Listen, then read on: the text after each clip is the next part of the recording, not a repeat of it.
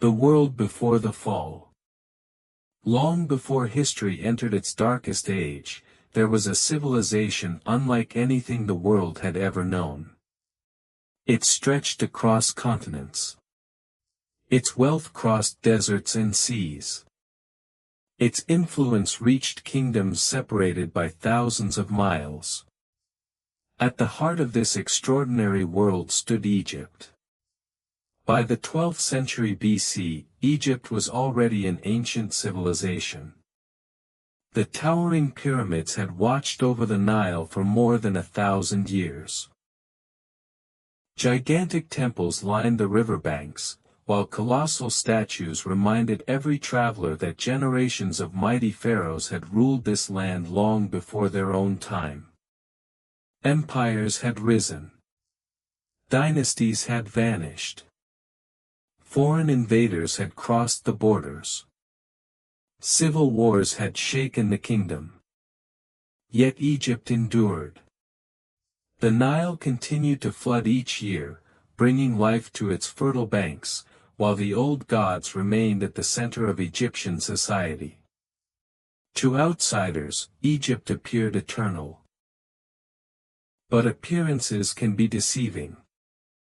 Behind its magnificent monuments, the kingdom had become deeply connected to a much larger world.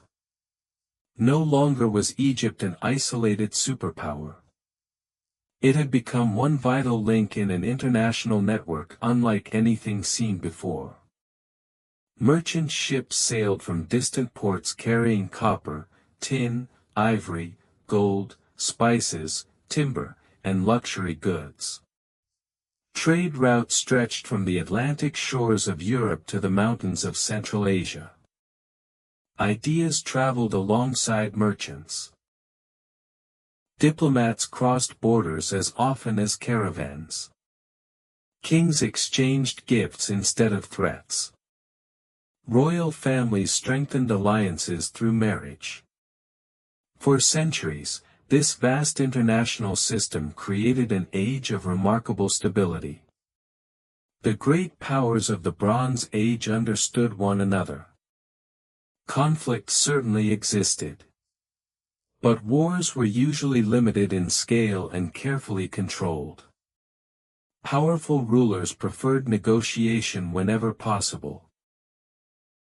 Evidence of this remarkable diplomatic world survives today in the famous archives discovered at Amarna. Hundreds of clay tablets reveal conversations between kings separated by enormous distances. Written in Akkadian, the diplomatic language of the age, these messages discuss politics, trade, military alliances, royal marriages, and requests for precious resources. Together they reveal a world that was more connected than anyone once imagined. Military power also reflected this age of order. The battlefield belonged to the chariot. Fast, elegant, and devastating, these vehicles dominated warfare for centuries. Elite warriors armed with bows rode into battle while disciplined ranks of spearmen protected them below. No army could hope to challenge the greatest kingdoms without mastering this deadly combination. It seemed an unstoppable system. A civilization built upon trade. Protected by diplomacy. Defended by kings. Strengthened by bronze. For generations, few believed such a world could ever collapse. Yet beneath the surface, the first signs of disaster. For generations, the great kingdoms of the Bronze Age believed their world was unshakable. Trade flourished. Royal courts exchanged gifts instead of threats.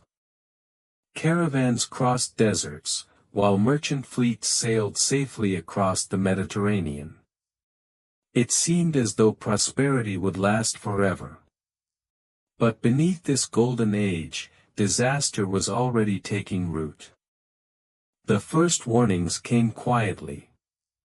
Far to the north, in the mighty Hittite Empire, harvests began to fail. Year after year, famine tightened its grip on the land. Granaries emptied. Villages struggled to survive. Even one of the greatest empires of the ancient world found itself fighting an enemy no army could defeat: nature itself. At first, these reports appeared to be isolated misfortunes. Distant problems affecting distant kingdoms. But soon, similar news arrived from every direction.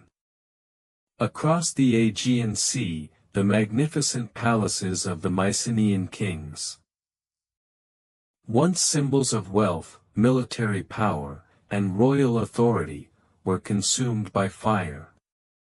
One after another, these impressive centers of civilization vanished.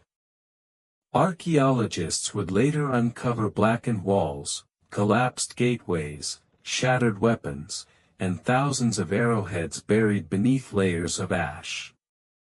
These were not accidental fires. They were the unmistakable scars of violent destruction. The same disturbing pattern began appearing across the eastern Mediterranean. Ancient cities that had stood for centuries suddenly fell silent. Trade routes that had once carried enormous wealth became increasingly dangerous. Merchants disappeared. Diplomatic messages grew more desperate. For the first time in centuries, the great powers of the Bronze Age no longer spoke with confidence. They spoke with fear. Even Egypt, protected by the fertile waters of the Nile, could not remain untouched. Pharaoh Ramesses III ruled one of the strongest kingdoms on earth. His temples celebrated victory. His monuments proclaimed eternal power.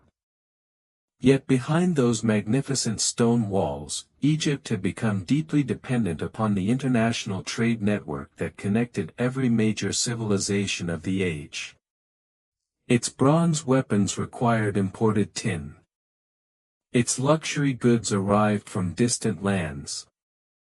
Its prosperity relied upon peaceful trade across seas and deserts.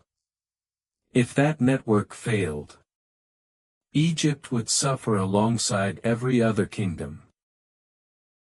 Then came the moment that changed everything. Around 1177 BC, lookouts standing along Egypt's northern coastline spotted unfamiliar ships approaching from the sea. Dark sails filled the horizon. Long, narrow warships advanced through the mouths of the Nile with terrifying confidence. They did not come as merchants. They did not seek diplomacy. They came for conquest. The fertile riverbanks that had nourished Egyptian civilization for thousands of years suddenly became the front line of a struggle unlike any the kingdom had faced before.